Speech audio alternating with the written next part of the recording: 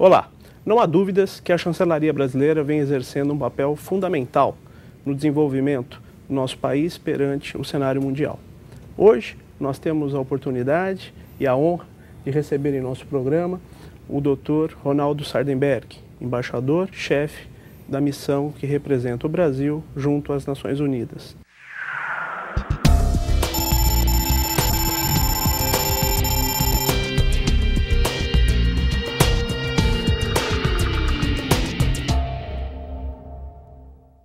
Muito obrigado pela sua presença, é um prazer muito grande estar com o senhor.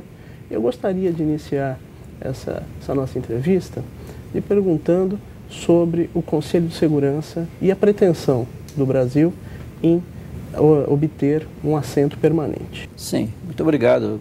Fico muito satisfeito com essa oportunidade. Realmente é necessário que nós divulguemos mais o que fazemos no Brasil, não é? Porque senão a opinião pública fica desinformada, a opinião pública não pode saber o que nós aqui nesse foro fazemos. Não é? A ONU é uma grande organização, tem 192 membros, obriga um trabalho de tipo parlamentar muito grande. Quer dizer, para ter uma ideia, normalmente todos os dias na ONU estão reunidos 7, 8 comitês, grupos, etc., grandes, de maneira que nos obriga na missão. Nós temos 17 diplomatas, nos obriga na missão um trabalho muito forte, de desdobramento para acompanhar isso tudo, para reportar ao Brasil, a nossa matriz, que é o Itamaraty, e para ajudar a fazer as instruções que nós temos que ter para poder trabalhar. Nós sempre trabalhamos por intermédio de instruções.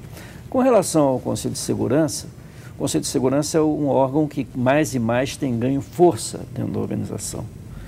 É um órgão que é composto por 15 membros hoje, e dos quais 5 são membros permanentes. São os Estados Unidos, a China, a França, o Reino Unido e a Rússia.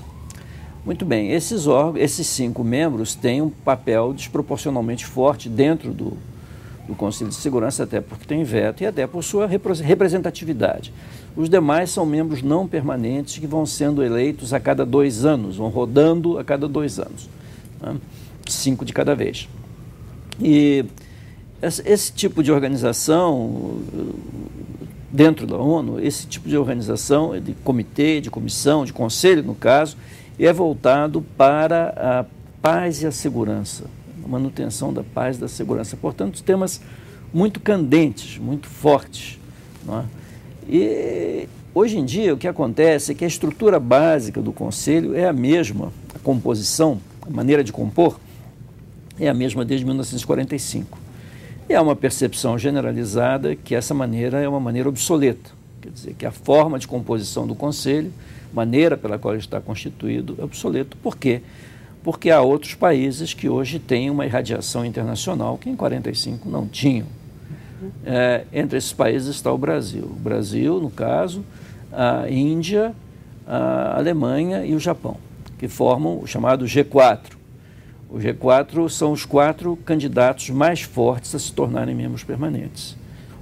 4 candidatos que têm maiores possibilidades concretas, substantivas, de exercerem esse mandato.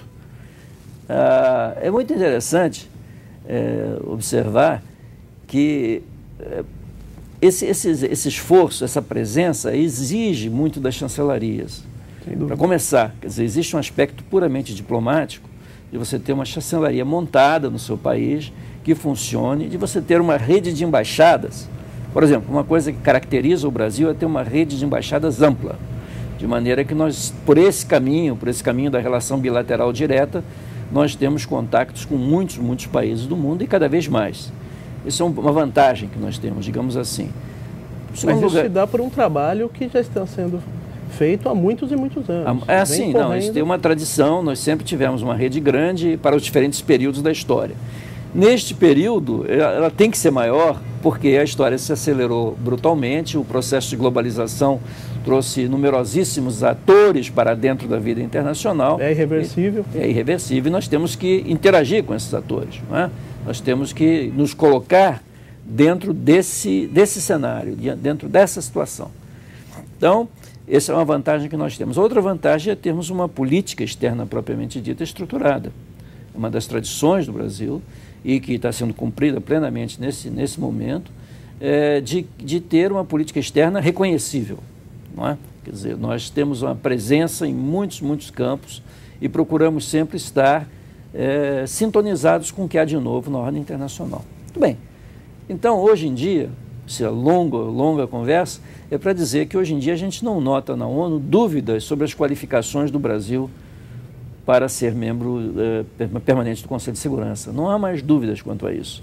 Quer dizer, esses quatro países são reconhecidos pela maioria dos países, eu diria até pela grande maioria do ponto de vista concreto, substantivo, como países que têm condições de serem membros permanentes. Agora, a oposição a que haja membros permanentes novos é outra história, é uma maneira mais... Que dificulta todo um processo com um maior número de membros. Isso um pouco, mas eu não vejo bem assim, não. É porque a composição da ONU, os 192 países, eles se colocam dentro de uma hierarquia implícita, pelo menos. Não é? E se você é promovido de uma categoria de membro para outra categoria, no caso membro permanente, você evidentemente tem um ganho relativo dentro da organização, inexorável e inevitável. Então, os países que não têm condições para fazer isso, que são países médios, mas que não têm condições para ir adiante nesse processo, alguns, um certo número, têm procurado segurar o processo. Muito bem. Falando sobre o processo propriamente dito. Justamente, quais as chances efetivas do Brasil em relação ao assento e como estão as negociações? Nós